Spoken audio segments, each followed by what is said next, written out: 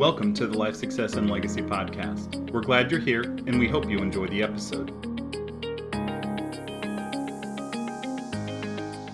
Hey, we want to welcome everybody to our podcast at Life Success and Legacy. I'm Chris Bay, joined by Michael K. Everett. Mike, how you doing this morning? I am doing fabulous. Good morning. Good.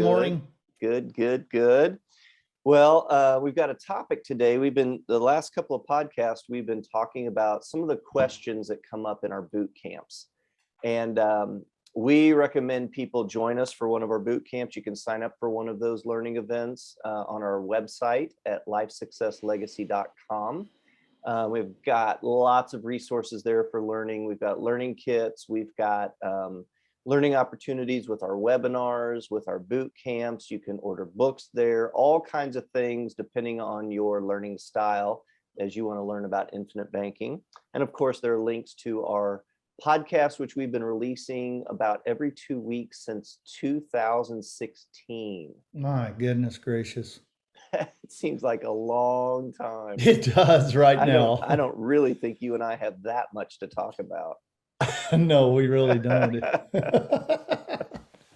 So we've been going through these questions, and today one of the top questions that comes out in our boot camps is when we bring up the term franchising. Okay. Mm-hmm. And just for our listeners, Mike, we use that term franchising, but what does that mean? It just in simple terms? In simple terms, really, we're taking a policy that they already have in place, and we're rearranging or re-engineering the way the premium is allocated inside the policy and taking a portion of the premium from the first policy and helping create a second policy. And I love your example of the barbecue shack. Yeah, that'd probably be a great example just to give people a big picture of it.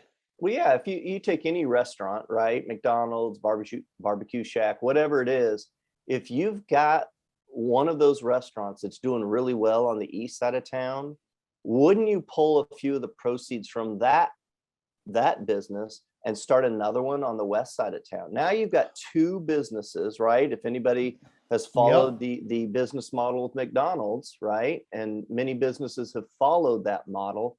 The same thing applies to our life insurance policies, our IBC policies, is that each of those policies, Mike, you always talk about, each policy is like a business, right? You got to capitalize it. Go ahead.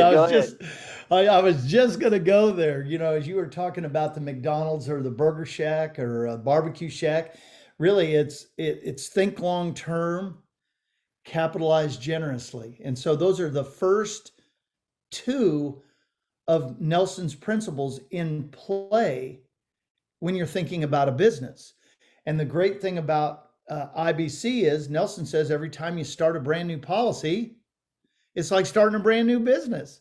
So this is not rocket science. For everybody who's listening, this is not rocket science, or Mike Everett and Chris Bay would not be doing this. So just to give people, what we're going to answer for you today in this podcast is, why would someone want to franchise their IBC policies and start multiple policies? And secondly, how does that happen? And that how does get into the weeds just a little bit, because there are a variety of ways to design policies, and not all designs lend themselves to franchising. And we'll get into that here just a little bit. But to begin with, Mike, I want to ask you a couple of questions here to address the why would someone want to franchise their IBC policies. Okay. So the first question is, and let's just take a standard $10,000 premium policy, and we're going to use a 40-60 split. So 40, those who have listened to our podcast know 40% of the premium is going into the base premium, and that will continue for years and years. And 60% of that premium will go into the paid up addition portion. And the way we design that, we typically fully fund the PUA for the first 4 years. Correct. Then starting the 5th year, we start to decrease that amount of premium. Okay. So let's take one of those $10,000 IBC policies. Okay. And Would you rather have one policy that in, let's just say year 15, depending on age, gender, health, etc. Right, But right. in year 15, you would make a premium deposit, the base premium of $4,000, and the cash value would grow by $8,000. Would you rather Correct. have one policy doing that, or would you like to have multiple policies doing that same thing? Multiple policies in a heartbeat. It's a very simple answer, isn't it? Yes, Right. it is. It's almost too simple. Second question, would you rather have death benefit on one person, let's just say it's you, or would you rather have death benefit on multiple people? Multiple. Okay. Now, I'm gonna attack both of those questions from one simple thing that we learned. We learned from a system that when you buy life insurance, you buy one policy. We learned from a system to spend as little as we possibly can on the premium and buy as big a death benefit, but only get one policy. And about 99.9% of the people, and we'll just use a husband and wife, for example, they want to buy policies. I want to buy one policy on me, and I want to buy one policy on my wife. And that's what we think of, because that's what the system has taught us. But if you've attended one of our webinars, and I say this all the time, everything that we learned in our financial world, in our banking world, is based on lies and deception. This is the awesome thing about what Life Success and Legacy does. We keep turning stones until we find the truth, until we find what really works the best for not just today, but 10, 15, 20 years from now. That's right. That's right. So when you think of building this system, it really is like if you've got a barbecue shack or a Yep. McDonald's or whatever, it's simply franchising, but you're doing that with the same dollars. You're not having to add any additional dollars to the No. system. So with that same $10,000 that went into the premium, 4 into the base, 6 into the PUA, you're able to actually franchise and add an additional policy theoretically in every 5-year chunk. Okay. Correct. Now, we talk about the design of the policy and 40%, 60%. Not all policies are designed that way. There are some folks who they're really excited about getting a high percentage of cash value available immediately. Okay. With that design, sometimes you hear about like a 20% base, 80% PUA. Sometimes people try to get even more aggressive. So Mike, when we look at these policies, there is an element of a term called the MEC, the Modified Endowment Contract. And we have to be aware of that when we're designing these policies, especially as we design them for more aggressive cash value. For our listeners, can you just describe what is the Modified Endowment Contract? Well, the Modified Endowment Contract is really something that the IRS came up with in 1988. Basically, it says that you can put X number of dollars in for a 7-pay period. They call it the 7-pay test. That means that the IRS says that you can only put so much money in this thing, or if you go over that, it becomes a modified endowment contract. And if it becomes a modified endowment contract, it changes the way the IRS views that contract. Basically, it says, hold on, if you're going to take any kind of money against this policy, we are then going to call it a MEC, a modified endowment contract, and we're going to start charging you income taxes on the usage of that money. So it becomes an investment, not necessarily a life insurance contract per se, the way we design the policy. And so as we take a more aggressive stance in the design of the policy to get higher percentage of cash value in the first couple of years, we start getting closer and closer to that MEC line. And there's some things that we do in the design of that to keep it from becoming a MEC. Can you just explain by adding on that term rider how that works? Well, the term rider, early on when we were kind of arranging and rearranging the way the dollars were allocated in the policy, the term rider was necessary if we were being too aggressive with the premium. So if you ended up, somebody came to you and said, hey, wait a second here, I want 30% in the base and 70% in the paid up edition, we usually had to add a 50 or 100 or maybe a $250,000 term rider to push it away from the MEC line. I have found, and I think this is through all of our team's just assessment and the way we have learned a little bit more about the policy. Remember, infinite banking is a learning process, and we're learning still along the way. That term rider really isn't all that necessary unless you have a little bit older client or they're unhealthy. So, and I'm going to say older, I'm going to say 55 to 65, depending on health, just things that are going on in their world. Yeah. So the term rider does, though, drag it away from the MEC line. Is it necessary?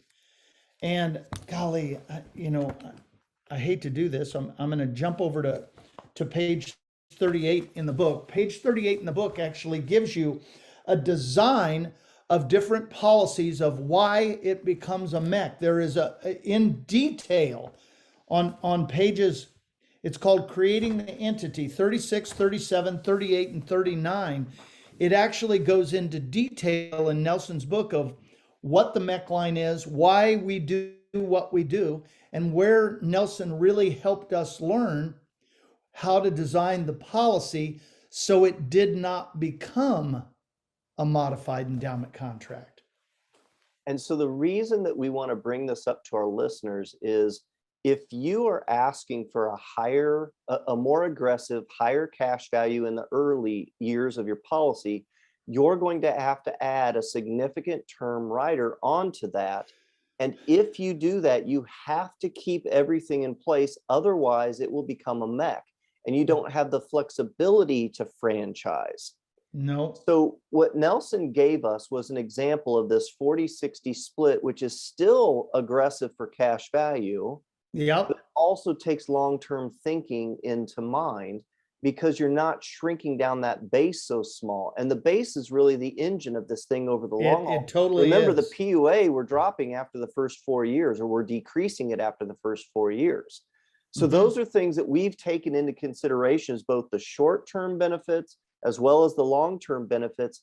And if you take all of that into consideration and you don't have to add a big term rider to keep it from becoming a MEC, then you have the opportunity to franchise with the original same dollars. Yep. Pretty cool. And, we haven't had this all figured out from day one. This has taken some time over the years. That's right. And we've continued to learn and play around with designs and things like that. And then, of course, with different life insurance companies, they've got different bells and whistles. And so you've got to figure out how within their bells and whistles to make it work for the client. Yep, you really do. So when you franchise, Mike, I'm reminded that Nelson Nash had owned 49 life insurance policies at one point. Right. We personally have multiple policies. Yep. Sometimes people ask the question, are you limited to just one life insurance policy per person? What is the limiting factor for a life insurance company when they're looking at someone who's wanting to do multiple policies on themselves as the insured? Well, really what they're looking at is the death benefit. That's all they're looking at. And so, normally what people would do is they would buy as little of a premium as they can and get as big a death benefit as they could. Well, we do opposite of that. We put as much premium in as we get as little as death benefit. So I end up having 6 policies right now. And what do they call that? Human life value is the way they determine that. So it's usually somewhere between 15 and 25 times your annual earned income. So if you just take whatever your income is times, let's just say 20, do something right in the middle. That's a bunch of death benefit for somebody. I think right now I have $2.4 million worth of life insurance. I'm nowhere near my human life value. So I could actually purchase more life insurance right now on my life, if need be, at 66 years old. Ooh, I'm inside the 6 months, so it'd be a 67-year-old. Woo woo. So now let's get into just the logistics of this. In the first 4 years, we have $4,000 going to the base. Yep. We have $6,000 going to the PUA. We've fully funded this policy for the first 4 years. Starting the 5th year, we're going to decrease that PUA down, and it depends on the company and the design of the policy. But let's just say we decrease that down to $100 a year just to keep that PUA open as a bucket to dump money if we need to. But we're going to reduce that from 6,000 down to 1,000. So our premium in that 5th year is 4,100, right? Right. What happens with the rest of those PUA dollars we were putting in there? There's 5,900 that we're no longer putting into the premium. I'm going to even kind of back up 2 steps. Okay. Because this is important for people to understand. They're going, why in the world are we doing this? Because most of the traditional financial gurus out there who are selling whole life insurance would go, no, you shouldn't do that. So they're probably wondering where we got this from. Where did we get this idea from? Well, if you go back to the equipment financing section in Nelson's book, starting in page 51, it talks about a logger who actually is utilizing dividend-paying whole life insurance to finance trucks. But in his example, he capitalizes the policy for 4 years.